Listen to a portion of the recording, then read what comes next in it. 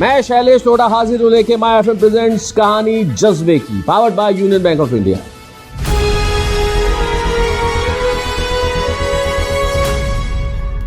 नमस्कार मित्रों, मैं हूं आपका दोस्त शैलेश लोढ़ा। कहानी जज्बे की। मित्रों, जीवन में एक शब्द है इनोवेशन।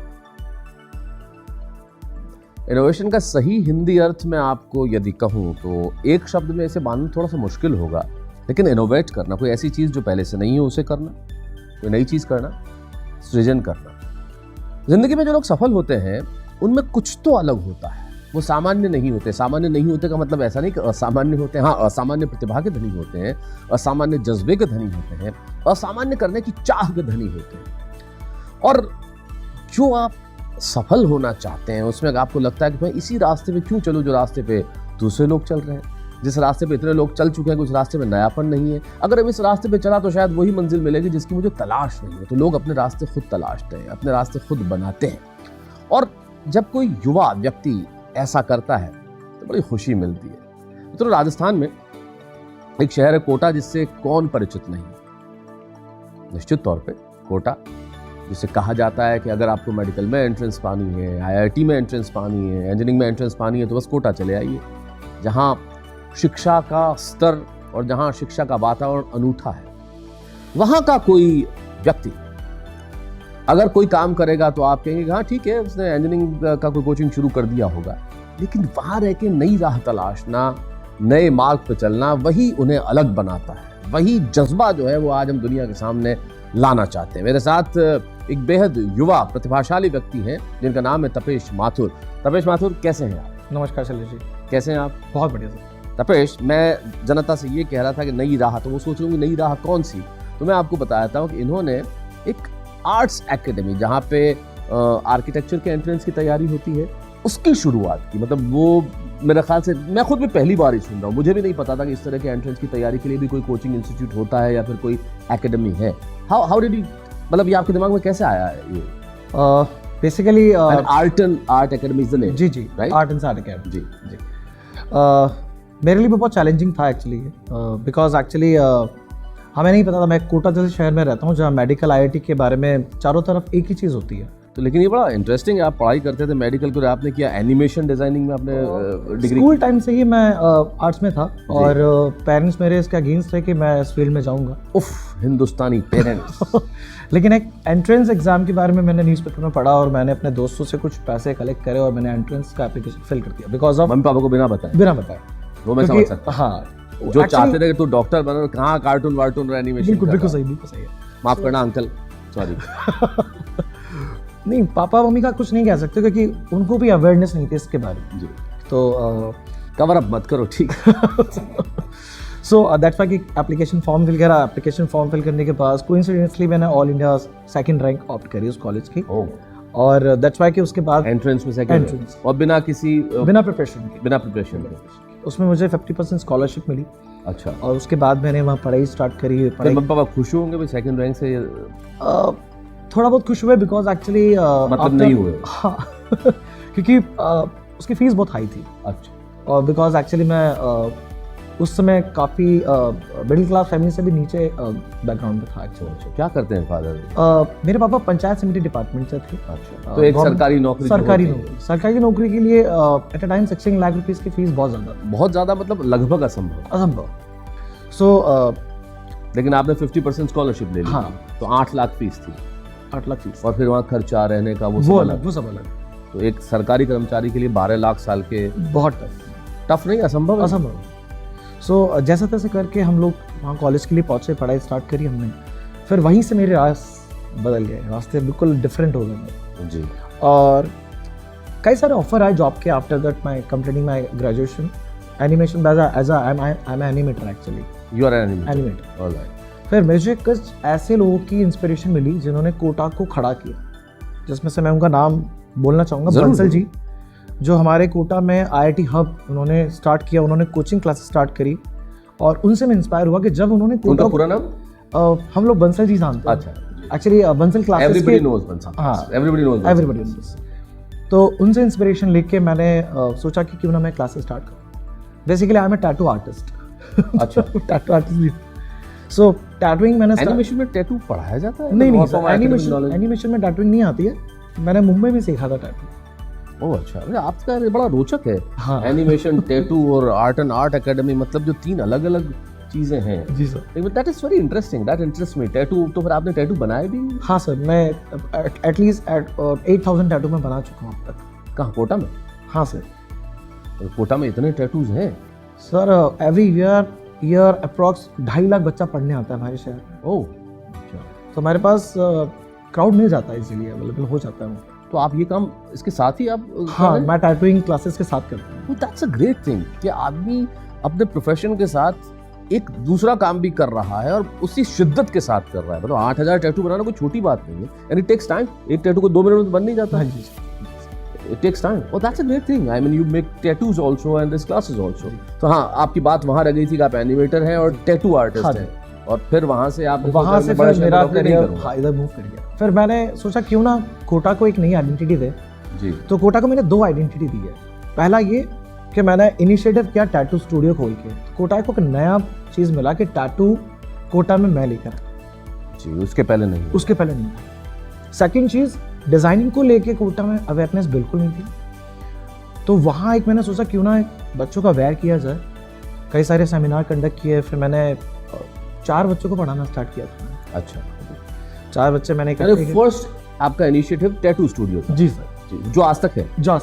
ओके। हाँ, तो 4 बच्चों को जब मैंने पढ़ाया, और वो लकीली वो चारों बच्चे क्वालिफाई कर गए all India entrance exam for the architecture और डिजाइनिंग और architecture. Designing and architecture, okay. चारों 100% रिजल्ट। सो वहाँ से मुझे मेरे बड़े ब्रदर हैं, उनकी तरफ से मुझे मोटिवेशन मिला कि क्यों ना तुझे ऐसे कंटिन्यू करना चाहिए। पर एक डर था कि कोटा जैसे शहर में अगर मुझे आगे एक्सपोजर नहीं मिला तो मैं क्या करूँगा, क्योंकि कोटा बहुत अच्छा शहर है, बहुत अच्छे लोग हैं वहाँ के, लेकिन एक वहाँ का एनवायरनमेंट जो है, एकेडमिकली बच्चों पर बहुत ध्यान दिया जाता है, पढ़ाई को बहुत इंपॉर्टेंट दी जाती है जी। तो मेरे लिए एक डर था कि ऐसा करना मेरे लिए रिस्की हो सकता है, मेरा पूरा करियर चौपट हो सकता है। पर वो भी पढ़ाई है, आर्किटेक्चर और डिजाइनिंग भी पढ़ाई है, लेकिन क्या उसे लोग मेन स्ट्रीम पढ़ाई नहीं मानते? शायद कई हद तक उनको करियर ऑप्शन नहीं मानते उसको। एक्चुअली आर्किटेक्चर को मान सकते हैं, क्योंकि architecture it's a kind of a construction line. जी, डिजाइनिंग को नहीं मानते। डिजाइनिंग का मतलब ये समझा जाता है कि स्केचिंग करेगा बच्चा और उसका करियर खराब हो जाएगा। तो ये बहुत चैलेंजिंग आपके लिए। बहुत चैलेंजिंग। कमाएगा क्या अगर स्केचिंग करेगा? सो तब मैंने अपना करियर स्टार्ट किया था, और तब से पढ़ाते पढ़ाते आज मेरे पास अप्रॉक्स 400 बच्चे पर ईयर पढ़ने आते हैं मेरे पास। All over India? Pan India. अच्छा। और ये सब्जेक्ट में एक्चुअली स्ट्रेंथ कम रहती है इसमें। अब तो आईआईटी ने भी डिजाइनिंग एंट्रेंस स्टार्ट कर दी है, आईआईटी बॉम्बे में जी। तो अब इसके अंदर अगर एज अ रेशियो देखा जाए तो 12,500 बच्चे बैठते हैं एंट्रेंस एग्जाम में पूरे देश, और टोटल 145 सीट है। ओह, तो कंपटीशन इज टू हाई। बहुत हाई। और वहाँ पे भी हम 95% रिजल्ट दे देते हैं। मतलब आप समझ लीजिए 1000 में से 10 बच्चा। हाँ एग्जैक्टली। परसेंटेज वाइज क्या हुआ? 10 बच्चे 1000 में से, मैं 12 समझ लीजिए, अगर 12,000 है तो 145, तो 12 बच्चे 12 out of 1000 is a huge competition. बहुत huge. Oh, and you help them to pass the exam. Exactly. अच्छा। पर सर मैं आपके माध्यम से या स्टेज के माध्यम से एक अपनी तरफ से एक बात कहना चाहता हूँ जी, सभी पेरेंट्स से या सभी लोगों से, कि किसी भी करियर को छोटा ना समझा है। बहुत बड़ी चीज़ है किसी भी करियर को, क्योंकि बिकॉज एक्चुअली क्या होता है, पेरेंट्स बच्चों की बातें समझ नहीं पाते। आई नो कि आजकल जो पेरेंट्स हैं वो बहुत अच्छे फ्रेंड होते हैं, लेकिन आपके बच्चे का इंटरेस्ट क्या है यह आपको जानना चाहिए, उसका एप्टीट्यूड। और सीरियसली जब वो बच्चा, कई ऐसे बच्चे जिन्होंने मेरे यहाँ पे आईआईटी ड्रॉप करके, मेडिकल ड्रॉप करके उन्होंने डिजाइनिंग ऑप्ट करा, वो ऑल इंडिया रैंक ले गए मेरे यहाँ से। All India 43 rank, all India 15th rank इसमें डिजाइनिंग के अंदर। और वो बच्चा आज आईआईटी बॉम्बे डिजाइनिंग, क्योंकि वो आईआईटी पढ़ना नहीं चाहता था, करना तो यही चाहता था, तो यहाँ उसे पूरा दिल लगा के काम किया। तो ये बहुत बड़ी बात है जो तपेश ने हमसे कही, जो सारे पेरेंट्स सुन रहे हैं, किसी प्रोफेशन को छोटा ना समझे। और सबसे बड़ी चीज़ मुझे ये लगता है तपेश, हमारी जो मानसिकता है हमारे समाज की, उसमें छोटा समझने से कहीं ज़्यादा वो छोटा बड़ा नहीं समझते। हमें हमारी जो मानसिकता वो ये कहती है कौन से प्रोफेशन से हमें ज़्यादा धन और ज़्यादा इज्जत मिलती है। एग्जैक्टली दैट इज़ दी मैं समझता हूँ ये जो साइक है बैक ऑफ द माइंड, ये साइक होती है कि भाई अच्छा अच्छा सफल डॉक्टर मतलब सारा शहर बिल्कुल जानेगा, सफल इंजीनियर तो बहुत बड़ा नाम करेगा, आई मीन बड़ा बेटर चार्टर्ड अकाउंटेंट ये करेगा, लेकिन डिजाइनर है। हाँ अच्छा, ये भी कलाकारों के साथ भी बहुत होता है। कोई को पूछा आप क्या करते हो, साहब अच्छा मैं कवि हूँ। नहीं, करते क्या हो?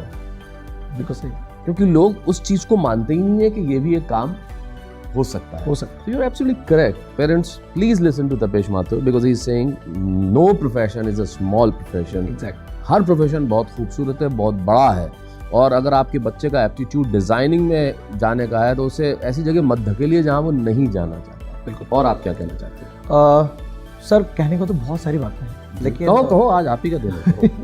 बहुत सारी बातें हैं। एक्चुअली मैंने मिडिल क्लास फैमिली से बिल्कुल बिलो से स्टार्टिंग करी अपनी, जहाँ किसी समय पे हमारे पास खाने के लिए भी नहीं हुआ करता था। I can understand, I can relate to it. तो उस समय से हमने करियर स्टार्ट किया है अपना, और आज इतने मकाम पे पहुंचे हैं।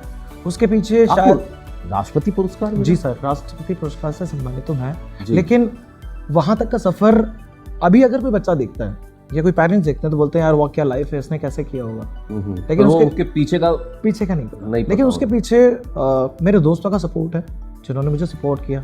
स्पेशली मेरे घर वालों का सपोर्ट, अगर वो नहीं होते तो पॉसिबल नहीं होता कुछ भी। और कई सारे ऐसे फैकल्टी जिन्होंने मुझे ये बताया कि आपकी लाइन ये नहीं है, आपकी लाइन ये है, जिन्होंने बताया कि आप ये ज़्यादा बेहतर कर सकते हो। और मैंने 12th में साइंस बायो ली थी, उसके बावजूद भी कई सारे टीचर ने मुझे बोला कि तपेश आपके लिए ये नहीं है, आपके लिए ये है।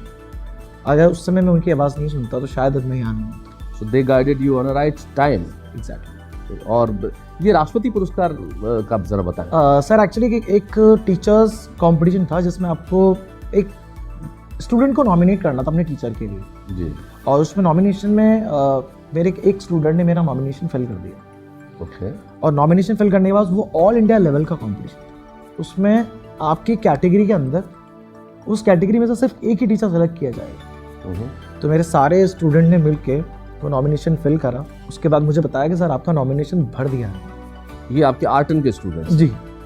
और सर वो कंपटीशन जीतने के लिए बच्चों ने वेरी स्पेशली, मैं उन बच्चों को दिल से आज ही मंच के थ्रू कहना चाहता हूँ कि बहुत बहुत धन्यवाद कि उन्होंने इतना मेरे लिए किया। उन्होंने रात दिन एक कर दिया वोटिंग, उसमें वोट कलेक्ट करने थे, उसमें मैसेजेस करे उन्होंने, इंस्टा फेसबुक हर जगह उन्होंने पिक्चर शेयर करी। और ऑल इंडिया से डिज़ाइनिंग कैटेगरी के अंदर मुझे 27,000 वोट मिले। क्या बात। और 27,000 वोट मिलने के बाद आपकी प्रोफाइल में मैटर करती है कि आपने क्या अचीव किया है, आपने क्या क्या कर रखा है। उन सभी कंटेंट के बेसिस पर मुझे सेलेक्ट किया गया बेस्ट टीचर, और फिर मुझे राष्ट्रपति अवार्ड के लिए मेरा नाम अनाउंस किया गया। फिर मुझे दिल्ली बुलाया गया उस अवार्ड के लिए। क्या बात है। तो एक लोअर मिडिल क्लास फैमिली का लड़का जिसके पिता पंचायत समिति में काम करते हों, और मैं समझता हूँ आपने किस साल में किया था ये कोर्स? एडमिशन किस साल हुआ था आपका पुणे में? डिजाइनिंग के अंदर 2004 में। 2004 में समझता हूँ। तो पंचायत समिति में अगर कोई व्यक्ति काम कर रहा हो तो 2004 में सारे पे कमीशन, उस वक्त 5वां पे कमीशन था मेरे ख्याल से, लगने के बावजूद भी अगर पंचायत समिति में वो लोअर डिवीजन क्लर्क क्या रहे होंगे, तो मुझे नहीं लगता उनकी तनख्वाह उस वक्त 25-30 हज़ार रुपये से कहीं ऊपर रही होगी।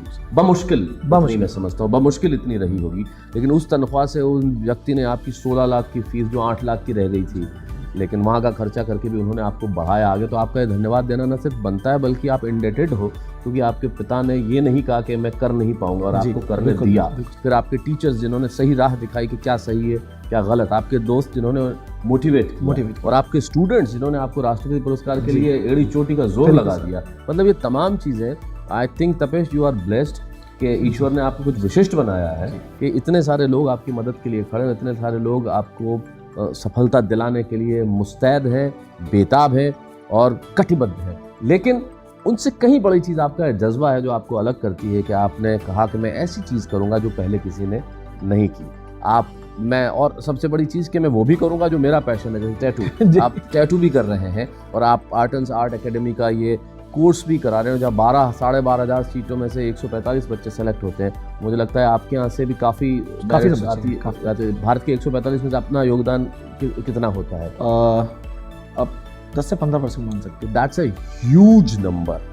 One institute give 15% of the selection of an entrance test of whole country, it's not a small thing. आप सुनने वालों को लगता होगा ठीक है 15% क्या होता है, 15% 145 सीटों में से आप समझ लीजिए कम से कम 23 सीटें अगर एक इंस्टीट्यूट देता है, और भारत का एक इंस्टीट्यूट सारे एंट्रेंस एग्जाम्स के लिए, तो मैं समझता हूँ कि इसमें it is all his skills and his hard work which he is putting in.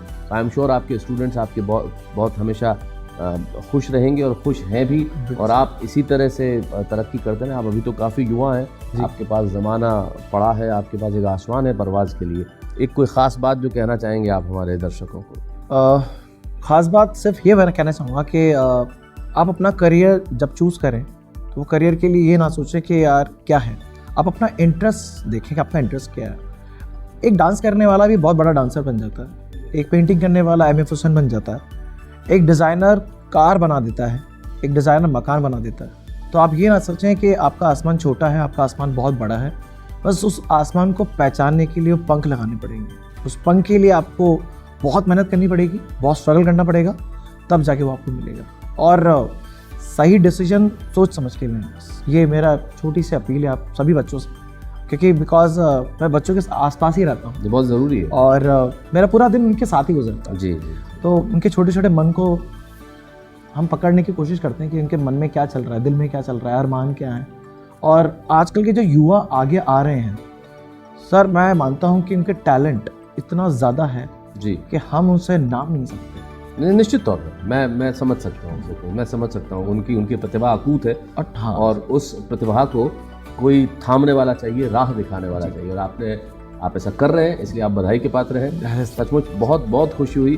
मैं यही कह सकता हूँ कि आप नई राह पे चले हैं टैटू वाले तपेश, और आपसे मिलके बहुत खुश हुआ Shailesh. Thank you sir, thank you. ऐसी ही जज्बे की कहानियां लेके मैं आपसे मिलता रहूंगा। कहाँ? माय एफएम प्रेजेंट्स कहानी जज्बे की, powered by union bank of India. मैं शैलेश लोढ़ा।